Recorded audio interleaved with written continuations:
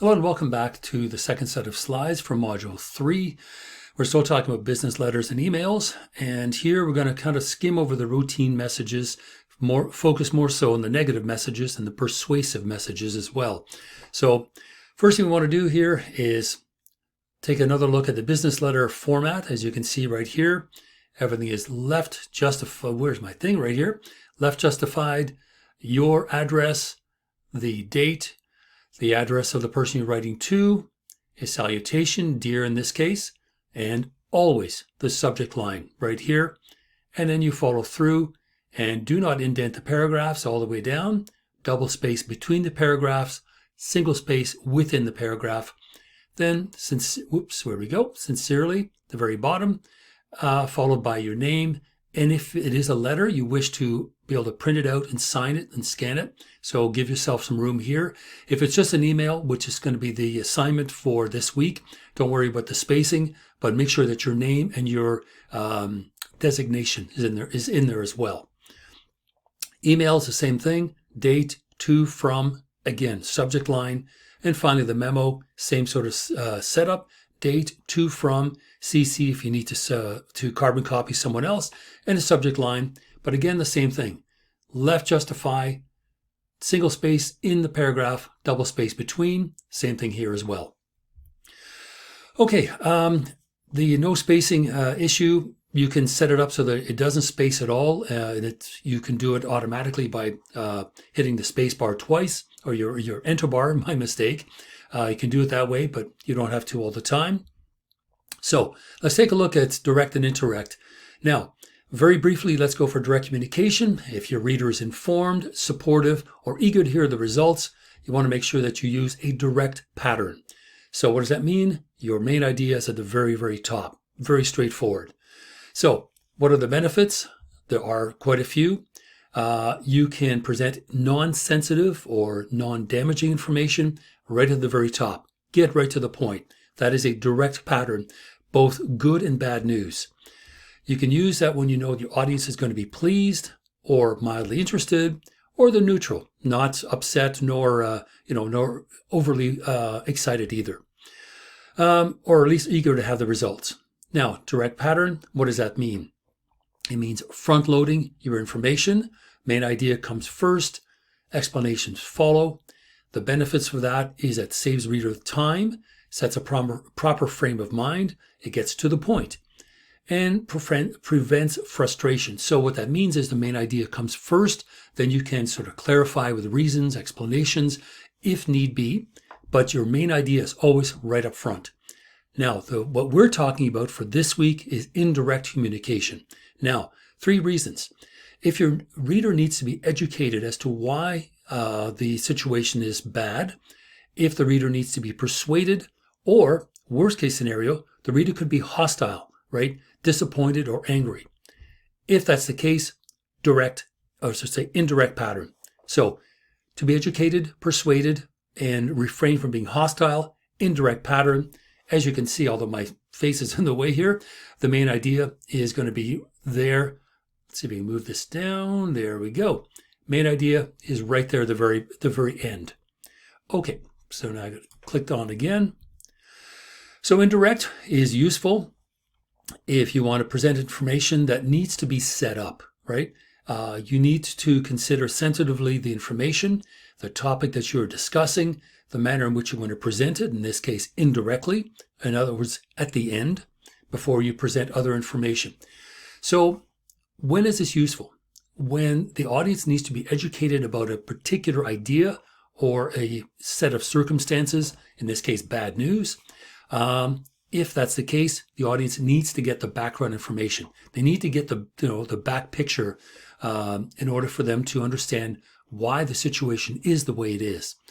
If your audience is going to be hostile or disappointed or need to be persuaded, that is absolutely the way to go. Okay, so you've got different kinds of messages here: routine messages, persuasive messages, and negative messages. Let's go through the first 2, and then we'll focus more so our attention on the last ones, negative messages. Routines are simply that, right? An acceptance. Yes, I'm going to do this. A transmittal. We're going to present this information to you. We hope you enjoy it. A confirmation. Yes, your 2 tickets to the show have been confirmed. Yes, you've got the job or whatever. Positive answers to a request. Yes, we can do this. A news release. Because in a news release, this is where it's important. If you've ever written for a newspaper or magazine, especially a newspaper, news releases are very direct and to the point. Why? Because often a news release is going to be loaded into one of the columns of a newspaper. And if there's only a certain amount of room, the editor of the newspaper will typically cut from the bottom up rather than from the top down. So the news release needs to have its most important element at the very, very beginning. Any kind of a service announcement, very simple. Congratulations and thank you notes. Neutral positive announcements, summaries. There's so many different things. Routine requests and orders. Responses to complaints that are not bad news. Fact sheets. FAQ sheets as well are very useful. So the setup is the same. Main points, details, negatives if they are. If the, like again, direct pattern or direct strategy can still be used for negative news if that is what the person needs. So summarizing the main points, providing any kind of details and backgrounds or background if necessary, present negatives if there are any in as much of a positive tone as possible. At the same time, explaining the reader's benefits, forward-looking positive closing statements. Those are also important. But all of these are there for you to set up a direct pattern, main point, details, negative, if there is any, benefits, and goodwill. Routine messages, summaries, confirmations, fact sheets. We saw all of these. Routine messages, summaries to summarize a conversation. People that are presenting information. You want to start with the main point, give supporting evidence. Summaries can give you, again, the system or the strategy should look very, very similar, giving the main points and the company's point of view. Umbrella paragraphs, secondary information is what that is also called, covering each point with a support, an emphasis, an example, and a conclusion, and then lists and headings if you need to clarify the structure even more.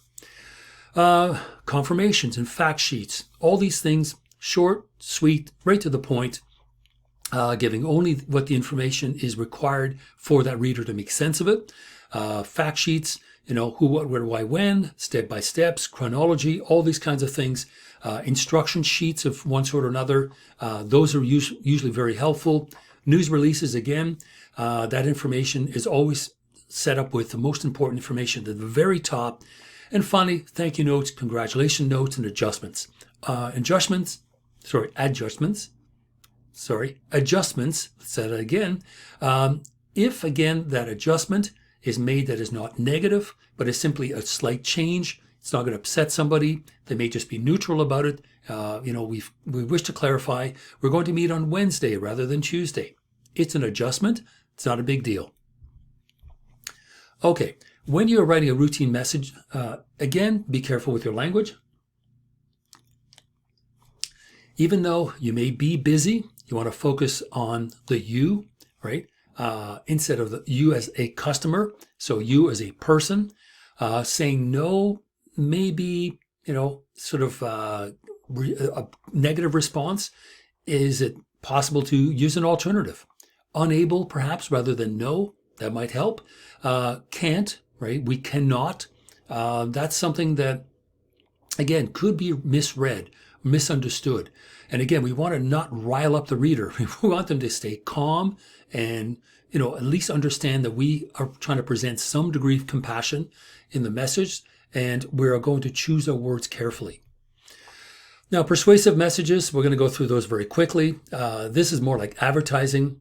Advertising usually, for the most part, it likes to appeal to values and beliefs, pathos. Now, beliefs especially, they could be political beliefs. These could be emotional values. This is more advertising, trying to push our buttons to get us to buy things. These days, it's happening a lot more with political advertising, or at least political messaging, right, on social media. Those are very much falling under the category of pathos. It's trying to push our emotional buttons, our political belief buttons, and issues about the pandemic, no more lockdowns and things like that, that's pathos. It has less to do with logic or even the credibility of the speaker. Often these are just there, right? Who is the speaker? Well, we don't know, but here's the message. That's when you're de-emphasizing the message for the wrong reasons. So be careful with those. So we're going to quickly go through these old computer ads and just think about the appeal to logic or emotion or credibility. This one, obviously emotional buttons for men in particular. Oops, Bill Cosby, next. Another one, aren't you glad you waited? Again, sort of hinting on ethos, because it is an emotional response, but there is a fair amount of logical information. It tells you about the wonderful 9-inch screen and other things, CPU speed. Again, emotional here. You won't find a broader line of microcomputers and Radio Shack's TR-80. Look at how old some of these things are. We're bordering on 20 to 25 years ago. But again, it's the same sort of thing, right? These are ads that are made, designed to push your buttons. Again, 2 bites are better than 1. An emotional button, especially catering to a male audience for the most part here. So all of these are persuasive messages that have to do with, here is a very young Bill Gates. It has to do with computers, which are obviously, logical devices, but they're sold on an emotional basis. Okay, so enough of that for persuasion and direct requests. A direct request is useful when the reader will do what you're asking them to do without really any degree of resistance, to meet you later, to ask you to send 2 copies of a report rather than 1. They're very straightforward, they're very basic. So if that's the case, be direct, be clear about what you want. Nothing wrong with that. Is there a newer version of the 2020 accounting reference manual? Is there a newer version of the please send it to me. Okay, very simple. So you're asking, is there a copy? If there is, please send it to me. An indirect request, as we have been saying all along, is one where the audience is going to resist to a certain degree what you're asking them to do or what you're unable to do. That's the other issue. Here, you're trying to base your decision on logic, right? This is company policy. That's logical, as opposed to, well, we just don't like you. That's the worst kind of emotional response. Never, ever write that. You just don't. Now, this is the part that matters to us, the negative news. And again, we have already been talking about this. Communication patterns used most often with negative news should be the indirect strategy, right? So that's what we want to look at. Rejections, disciplinary notices, negative performance, requests that seem insulting or intrusive, layoffs and firings, policy changes, product recalls. All of these are part of the negative messaging that we now need to deal with. But what are you doing when you're sending a negative message? Well, you're giving someone bad news.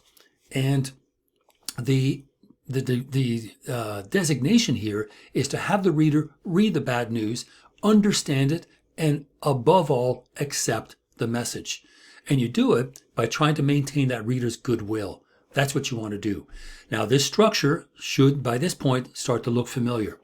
The initial buffer, the reasons, and the buffer and apology can work together, but the reasons, and then finally the negative news or the bad news, followed immediately by an alternative, 1 for sure, but 2 or 3 if you can. And then that segues nicely into the goodwill ending. Please, we would like to hear back from you. We would like to set up a meeting or a phone call, phone conversation, at your earliest possible convenience. The goodwill is there. Okay, so the buffer tries to be neutral and positive at the same time. It tries to prepare the reader for that negative news without placing the bad news in there. Keep that in mind. That's important. So you're preparing the reader, but you're not telling them the bad news just yet. The buffer is good when you want to, you want the reader to value harmony and goodwill. You want to also state sort of general principles. And if these general principles are there and you can introduce them in the buffer, those also work as neutral or positive statements. That's important. The second one are the reasons, and these need to be clear and convincing that, again, precede the negative news. They don't come after, they come before. And what they do, along with the buffer, is they prepare the reader for that refusal, that bad news, the negative news. And not only does it help you to prepare the reader, it helps the reader accept that bad news. And again, when you're presenting these reasons, it's up to you to decide what you need to say. And keep in mind that you want to avoid saying things that you don't need to bring up. Make it clear. Company policy is this, but don't try to hide behind the policy. State it as a fact because it is neutral and positive. In other words, that policy is directly affecting everyone. Every person who is a client of this company, let's say it's a life insurance company or some insurance of one sort or another, warranties and things like that are not specific to people, but are general. They're neutral statements about the way in which a company does their business. Now it gets to the third part. You've now segued from the buffer / apology, reasons, and now the third part of the third paragraph is the negative message. And you put the negative message with the reasons to de-emphasize them. So you segue nicely. If you don't have too many reasons, you could put both in the same paragraph. But if the reasons are, let's say there's 3 or 4 of them, put the negative message in a new paragraph. Because there, if you start with the bad news, the rest of the paragraph is what? Alternatives. Alternatives are good because they de-emphasize the negative message. And again, try as much as you can. Think about the language carefully. Imply, but don't outright state that refusal. Make it clear, but don't make it emphatic by, we cannot, just like that. We cannot get insurance for only 6 months. Instead, the shortest term for any insurance policy is 1 year. So you've de-emphasized the fact that this person wants an insurance for 1 year, whatever it may be. But notice that cannot does not appear in the second one, the one with the thumbs up. Shortest term for any insurance policy is 1 year. You've stated clearly what's going on, but you've not attacked that person directly. Now, alternatives, which I would say, rule of thumb, include those in the same paragraph as the negative news. Start that paragraph with the negative news, then go immediately into the alternatives. And what are those alternatives? You're offering ways to get what the reader really wants, right? Maybe a different path towards that same goal. It shows that you care about the reader's needs and you wish to address them in a good way that will lead to that goodwill. There is also the freedom of choice, right? There's a kind of psychological freedom because now the reader is less concerned with the bad news as they are with mulling over the alternatives. So psychologically, it's opened them up to a greater degree of freedom. There's the bad news at the beginning of that paragraph, immediately followed by 2 or 3 alternatives. So now there's choice, and that allows you to end that note on end the email or the letter on a positive note. And what happens from there is you lead into the goodwill ending and say, please let me know if you wish to pursue one of these options or this option if there's only one. And like I've mentioned in the assignment for this week, your first one, your indirect letter needs to have 3 alternatives. So think about that as you present the bad news. You say, okay, well, it's going to be a long paragraph. So let's put the bad news at the beginning, the first sentence, and immediately go into one of 3 alternatives. So your goodwill ending segues nicely from that, dovetails into it, and you end with a sense of goodwill because now the person can mull over some options, right? And the best ending looks to the future. We hope to hear back from you. Please let us know at your earliest convenience by phone or nobody does a fax, email or letter to let us know. So, as I mentioned before, the tone of this negative message needs to be struck just right. So, the positive benefits always focus on you. The negative news is, yes, taken seriously, but it is implied and softened by proper language. This allows you to work through this material and say, okay, let's say the example we just had. No, we cannot give you a 6-month insurance. Instead, the shortest time is 1 year. Okay, so you've de-emphasized the negative aspect and you've given someone an option. Would you like to consider 1 year? Maybe that'll work. Maybe the person was looking for 9 months. Split the difference, right? Okay, so show that negative news is taken seriously. And then also consider the appearance and timing of the message when it's going to be responded to. In other words, when you get an email that is a request that you cannot fulfill, don't answer right away. Just boom, no, we can't. Bad idea. Take the time to read through it, formulate a good, strong, but consistent message that strikes the right tone, that is respectful, empathetic, sympathetic, but still comes out and states with some degree of clarity that there is bad news. So all of those things are important. Tone, I'm afraid we're unable to. I'm sorry we're unable. I'm sure all these things will change the tone. But look at, I'm afraid we're unable to, because, you're not afraid. I'm afraid it's a business talking. It's not you. Yes, you're the one responding, but you're speaking on behalf of the company. So the company is unable to do that. So be careful when you write things, I'm afraid, or even just if you can even avoid the pronoun I and state it in a way that de-emphasizes you as a representative of the company, focus more on the company. And that way, the person, again, doesn't think in terms of individuals speaking to one another. Yes, clearly they are a client or a customer of one sort or another, but they're dealing with a company. And there are ways of avoiding things like I'm afraid or I'm sorry. If you're sorry, then change it. Change the policy if you think it's going to upset people. But no, you can't. So you need to phrase those things carefully. Unfortunately, that's a word that's immediate. Whatever follows. If unfortunately, comma is going to be negative. So use that word very, very carefully. Okay, I mentioned also about apologizing. If the company you work for is clearly responsible for a mistake, some issue that has caused grief to some individuals, do apologize. But don't if it's not your fault. You can still be sincere and apologize in a tone like, we are very sorry that this is the situation, and you acknowledge the fact that it's, this is what is going on. But if it wasn't something that you personally did, if it's company policy, or worse, it's something that is beyond your control. Let's say you are the middle person between a client and a customer. The client you're dealing with is supposed to deliver a product to you by a certain time. Let's say, this coming Monday, and it doesn't get delivered to you. Now the customer waiting for it gets pissed off. They contact you. It's not your fault, but you still can apologize, and you apologize with facts. We were expecting this shipment by Monday. It's now Wednesday. We have contacted them. They have promised us that this will be delivered by Thursday afternoon at the latest. So you're apologizing, you're sincere, you're brief, but you're also acknowledging that the mistake was not coming from you.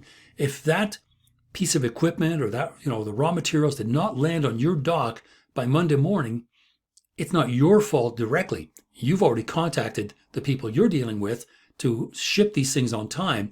And now you're kind of the middle person, having to communicate back and forth. So you're apologizing, but it's technically not your fault. So I'm sorry I cannot answer your question sooner. I have to wait until sales figures for the second quarter are in.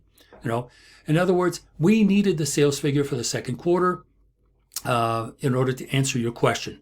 So it is something that was missing that you needed, you as the representative of the corporation or the company, that you needed in order to make that call. So you apologize and identify the situation, but it's something that was beyond your control. If that's the case, go ahead and apologize. So that's it. I'm going to now set up the third set of slides. Again, do have a look at them again, and especially the last part if you need any clarity regarding the negative messaging. See you in a moment.